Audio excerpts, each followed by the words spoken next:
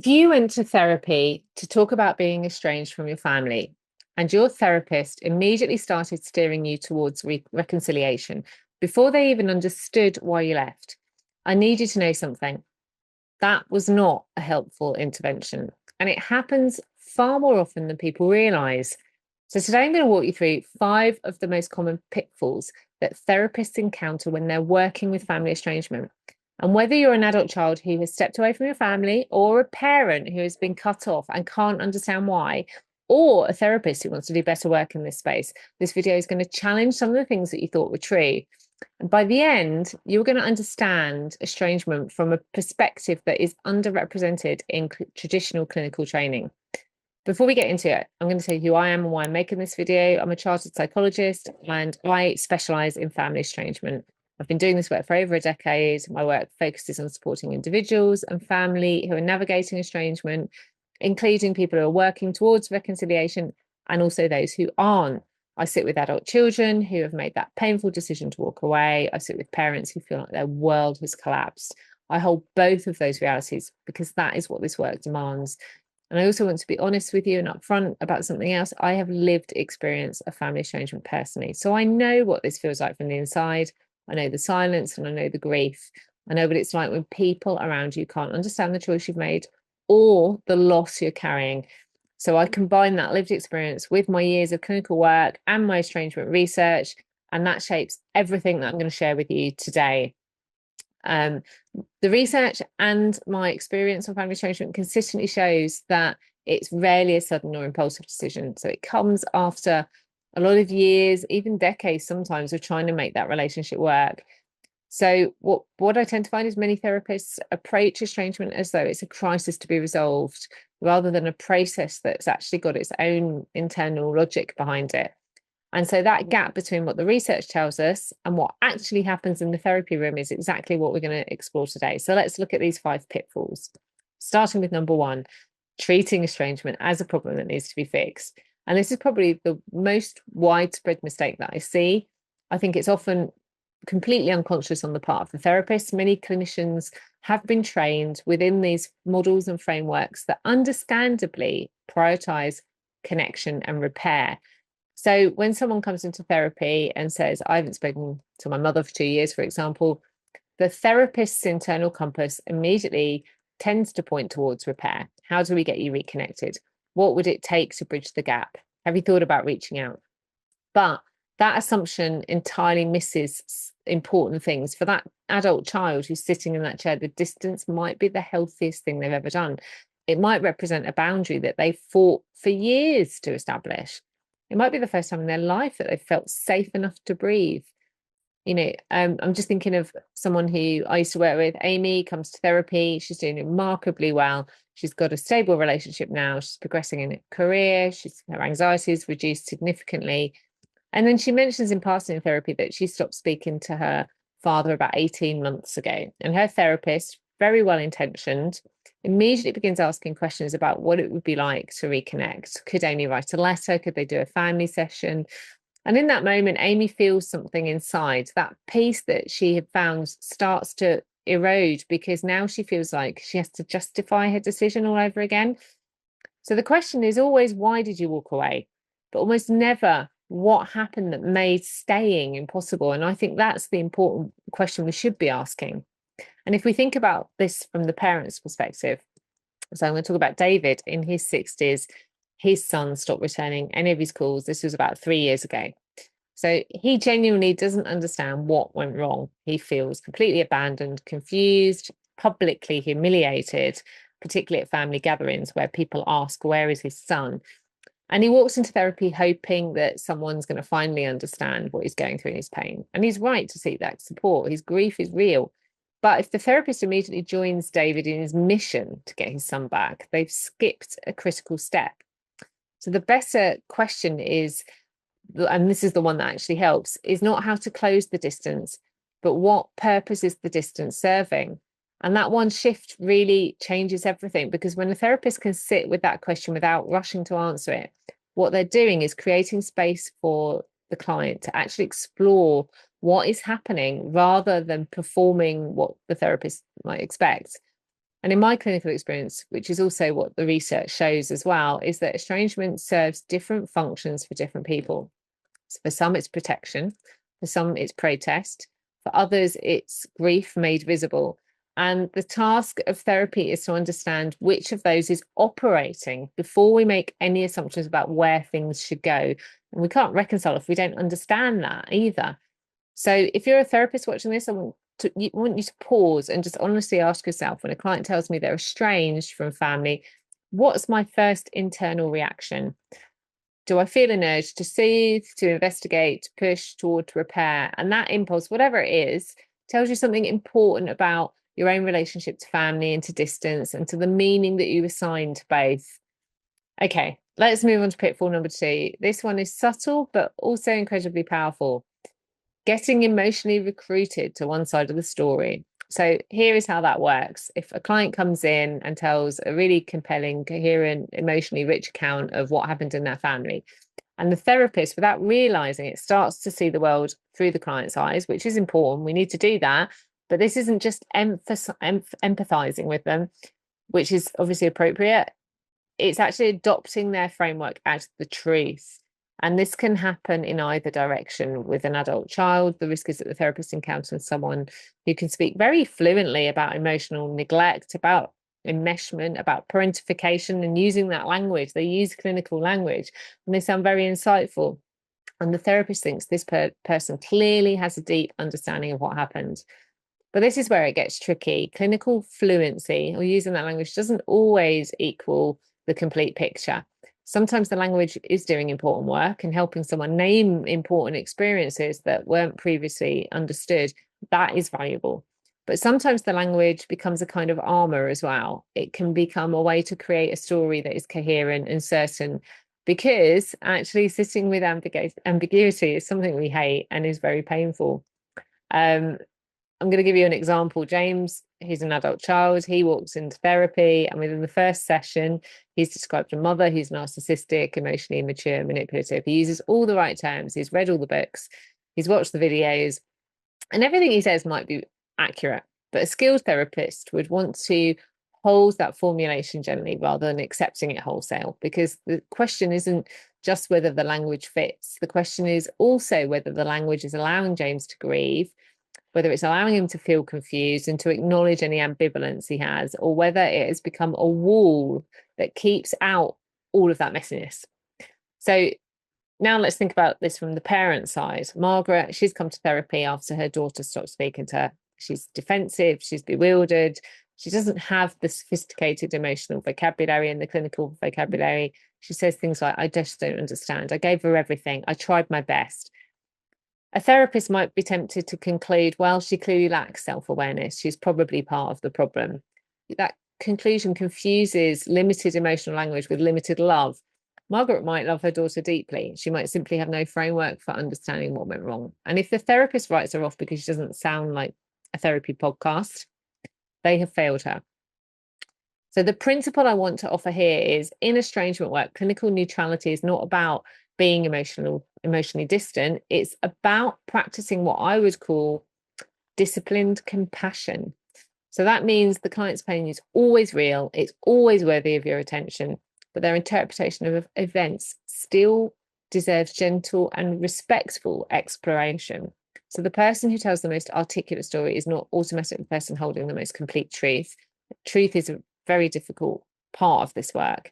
There is no objective truth often, and the person who stumbles over their words isn't automatically the one who caused the most harm. So if you're finding this helpful so far, I have even more to share, and these are things that I think will surprise you. But let's keep going, because pitfall number 3 is where things get really nuanced. Pitfall number 3 is confusing accountability with self-abandonment. And this is one of the most damaging dynamics that I see in therapy. It happens to both adult children and parents in different ways. When working with adult children, the pressure usually sounds like this: your parents did their best. They won't be around forever. You need to forgive. You only get one mother. You only get one father. So those statements will come from a well-meaning place. But let me tell you what they communicate to the adult child. They communicate that the adult child's job, once again, is to be the mature one, the translator, the person who absorbs the pain and makes everything smooth. And for someone who grew up as an emotional caretaker in their family, being told to extend empathy before they have established safety is not healing. It's a repetition of the original wound, in fact. So let me tell you about Rachel. She spent her entire childhood managing her mother's emotions. When her mother was upset, Rachel comforted her. When her mother was angry, Rachel de-escalated. When the family was in crisis, Rachel held everyone together. She was 8 years old, doing the emotional work of an adult. Now she's 32 and she's created some distance at last. And she's starting to discover who she is outside of that caretaking role. And her therapist says something like, have you considered your mother was dealing with her own unresolved trauma? Do you think you could try to understand her perspective? So that intervention is not wrong in principle. Understanding the parent's limitations can be genuinely helpful, but the timing matters enormously. For Rachel, being asked to step into empathy for her mother before she's had the chance to fully inhabit her own experience feels like being shoved back into that old role. So understanding your parents' wounds doesn't require you to keep offering yourself up to be wounded again. Now, for parents, the pressure works differently, but can be equally harmful. Parents are often told, just say sorry, don't defend yourself, take responsibility, validate their feelings. And again, these aren't inherently bad suggestions, but if a parent performs accountability without understanding why they are taking responsibility or what they are taking responsibility for, the apology is hollow. It becomes a transaction. I will say the words if you will let me back in. Let me give you an example. Richard's daughter sent him a long letter detailing the way she felt dismissed and controlled while she was growing up. Richard is devastated. His therapist tells him you need to validate her experience. Don't argue with her reality. So Richard writes back saying, I am sorry for everything I did wrong. And his daughter reads that letter and feels absolutely nothing, because the apology is not specific. It does not demonstrate understanding. It's a blanket statement designed to end the conflict rather than engage with it. And real accountability is not groveling. It is the willingness to get curious about the effect of your behavior, even when your intentions were completely different. It sounds more like, I can see the way I handled things left you feeling unheard. I don't fully understand everything yet, but I want to. I'm willing to look at my part without expecting you to take care of my feelings. So that distinction between genuine accountability and self-abandonment is critical. Healthy accountability says, I can consider my impact. Self-abandonment, on the other hand, says, I've got to erase my own experience to prove that I care. Again, healthy accountability says, I can name what I regret. And self-abandonment says, I must accept the other person's entire story as objective fact, even when parts of it don't match my own reality.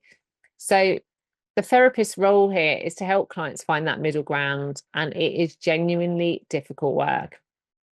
Let's move on to pitfall number 4. And this is one that I think the therapy world desperately needs to hear. Treating boundaries as the entire treatment. Now, I want to be very clear about something. Boundaries are incredibly important. For many people, establishing a clear boundary has been one of the most empowering acts of their life. So I'm not here to undermine that. Let's be clear. But what I see too often in therapeutic work is that the therapist helps someone set a boundary and then considers the job done. You've established the boundary, you're protecting yourself, great, see you next week. But a boundary isn't the end of the story, it's the beginning of a completely different chapter. And that chapter is full of complicated, messy, sometimes contradictory emotions that now need clinical attention. So Tom, he cut off with his parents about a year ago after a lifetime of feeling controlled and criticised. Initially, the relief was enormous. He could finally make decisions without bracing for judgment. His anxiety reduced dramatically. He was sleeping better, but then 6 months in, something unexpected started to happen. He started to feel intense guilt and having dreams about his parents and, driving past their street. He felt deeply ashamed of missing them because he thought his boundary was wrong. And Tom's therapists have been excellent supporting the boundary, but hadn't prepared him for the aftermath, because what nobody really tells you about boundaries in estrangement is that you can feel relief and grief at the same time. You can feel proud of your decision, but still cry about it. You can know that distance is right and still ache for the parent that you had. And those feelings don't cancel each other out. They coexist together. And good therapy is going to create space for all of that. And from the parent side, boundaries can feel like exile. With Helen, her son told her he needs space, that he'll reach out when he's ready. Helen tries to respect this, but every day she wakes up wondering, should I text him? If I send a birthday card, is that crossing the line? What do I tell my friends? Does respecting his space mean that I'm giving up on my child? These are all legitimate questions. So a skilled therapist here would help Helen navigate this ambiguity without falling into despair or retaliating out of frustration. And the key insight here is that boundaries are not just behavioral limits. They are what I think of as grief structures. That means that they're creating space, but that space gets filled with all sorts of emotional material that then needs to be processed. So relief, guilt, loneliness, identity confusion, fear of becoming someone cruel, questions about whether compassion can coexist with this distance. So the clinical questions that opens this work up beautifully is simply this: what emotional work does the boundary now make possible? And that question honors the boundary, and it acknowledges the real therapy happens in the territory that boundary is now making visible. Okay, so now finally, pitfall number 5. And I told you at the beginning that this is the one I see cause the most harm. So here it is: assuming that reconciliation is always the best outcome. This assumption is so deeply embedded in our culture, in our training, in our personal beliefs about family, that most therapists don't even realize they're carrying it, but it shapes everything. It shapes the questions we ask, the goals we set, the way we measure progress, and the subtle pressure that we might be placing on our clients to move in a particular direction. So I'm going to be really direct about this. For some people, reconciliation is not safe. For some people, it is not possible. For some people, it's not even things, and none of those things mean that the therapy has failed. So let's think about an adult child who's spent years in therapy and they've been processing childhood abuse. They've done the grief work. They have built a chosen family that supports them. So that means friends and people that they've chosen to have in their life. They have found peace. And then their therapist asks, do you think you could ever have a relationship with your mother? Even posed gently, that question carries that implicit message. The message is that the work is not really complete until you reconnect. That healing means going back.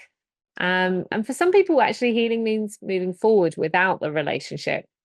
So a clinician if you're with a clinician who can't hold the possibility that this might be, desirable to not reconcile, then that's limiting their client's freedom. So I'm just going to talk about another client, Anna, who has been estranged from her mother for 5 years. And through therapy, she has grieved significantly. She's done a lot of mourning of the relationship as it was and the relationship she wished it could have been. She's stopped waiting for her mother to finally become that person. She has built deep friendships. She's got a rich life, a partnership. She's in peace. She's not happy about the estrangement, but she's found peace. So now if Anna's therapist measures success by whether that reconnection happens, Anna looks like a failure if that's the measure. But if the therapist can recognize that clarity, that reduced suffering, that deeper self-understanding, that capacity to live well despite that unresolved loss as legitimate outcomes, then Anna is one of the most successful cases in that therapist's practice. So for parents, this pitfall works really differently, but it's equally important. Many parents organize their entire lives around the goal of getting their child back. And every therapy session becomes about strategy. Every thought is about what they can say or do to change their child's mind. And while that longing is also completely understandable, a therapist who only feeds that pursuit is not helping. Sometimes the most important therapeutic work for a parent is learning to build a meaningful life that does not depend entirely on their child's return. So that includes learning the difference between grief and entitlement, learning to express love in ways that don't look like pursuit, learning that respecting their child's autonomy is itself an act of love, even when it feels like abandonment. And the research really supports what I'm saying here. Studies have found that there's a whole wide spectrum of outcomes in estrangement, and many of them involve people finding genuine well-being without that full reconciliation. Some people move toward limited contact under new conditions. There's perhaps new boundaries, but some might maintain what you call structured contact, and that's where there are clear guidelines around topics and frequency. And sometimes that feels inauthentic for some people. Some people stay completely no contact and thrive. Some people reconnect in ways that are deeply transformative and transformed. And all of these are valid endpoints. The measure of good clinical work is not whether the family gets back together. It's whether the individuals involved develop that greater clarity, that reduced suffering, that deeper self-awareness, and that capacity to sit with all the complexity. Now, I want to just zoom out of all this for a moment and talk about what ties all of these 5 pitfalls together, because there is a common thread in every single case. The mistake the therapist makes is choosing simplicity over complexity. If they treat estrangement like it has a right answer, or they pick a side, or they follow a script, they assume they know what healing looks like before they have truly listened to the person in front of them. And the reality is that estrangement work requires therapists to hold multiple truths at once. The adult child may need distance to survive, and a parent may experience that distance as devastating and cruel. Both of those are real, both deserve compassion. And the clinician's job isn't to choose between them, it's to understand what each person's history, nervous system, attachment patterns, and lived reality are protecting. And that demands, of course, a level of clinical skill and maturity that, frankly, not everyone has developed. It requires you to tolerate ambiguity. It requires you to resist the pull toward being the expert who has the answers. And it requires you to examine your own family history and notice where it might be shaping your reactions. Which side do you instinctively want to protect? Which side irritates you? Which person do you find easier to believe? These aren't just interesting self-reflection questions. They're actually essential clinical homework for anyone working in this space. And I also want to name something that research highlights, but that often gets lost in everyday conversation. The stated reason for estrangement is rarely the whole reason. The parent might say that she cut me off because I did not go to her wedding, or the adult child might say I left because they criticized my partner. And those specific events might be true, of course, but they are almost always the final straw in a much longer pattern. The event becomes symbolic. So it represents everything that came before. So when a parent says I'm being punished for one mistake and it feels completely disproportionate, they're not necessarily wrong about the disproportionality. That's important. They may be looking at the tip of the iceberg, but missing the massive structure that's underneath. So a really skilled, experienced therapist will help to see both sides. For the adult child, the question becomes, what did this event come to represent in, I guess, the larger story of the relationship? For the parent, it becomes, what might your child have experienced over time? This confirmed for them. So I just want to touch on something briefly that doesn't get enough attention in this conversation, and shame. So very quickly, shame is present on every side of estrangement. The adult child feels shame. Am I too selfish? Am I too sensitive? Good children don't do this. The parent feels shame. I failed. People will judge me. People will think I'm a monster. Shame is a shapeshifter. It doesn't always look like vulnerability. It can look like certainty. It can look like contempt. It can look like defensiveness. So if the therapist doesn't recognize that shame in the room as well, they're going to misread what's happening in the therapeutic relationship. So one of the most powerful questions a clinician can ask, whether they're sitting with an adult child or a parent, is this: when you hear the other person's versions of the story, what does it make you afraid might be true about yourself? That question really gets to the heart of shame, and it's often the doorway to the most meaningful therapeutic work. So if you're an adult child who is watching this, I want you to know your experience matters, your boundaries are valid, you deserve therapy that doesn't pressure you towards someone else's idea of healing. And if you're watching this and you're a parent, I want you to know that grief is real, your love is not in question, and you deserve therapy that helps you to understand that rather than just strategize.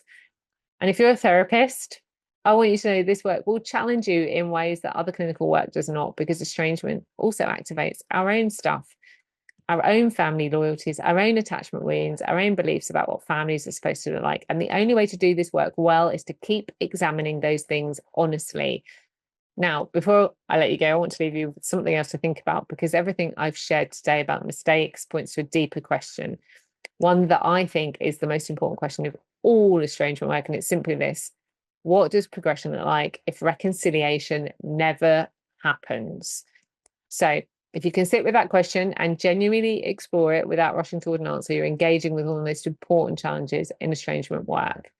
Please leave a comment below about which of these pitfalls you have experienced personally and which ones resonate. And please subscribe if you want to keep learning more about this topic, because I have so much more I want to share with you. And thank you for watching.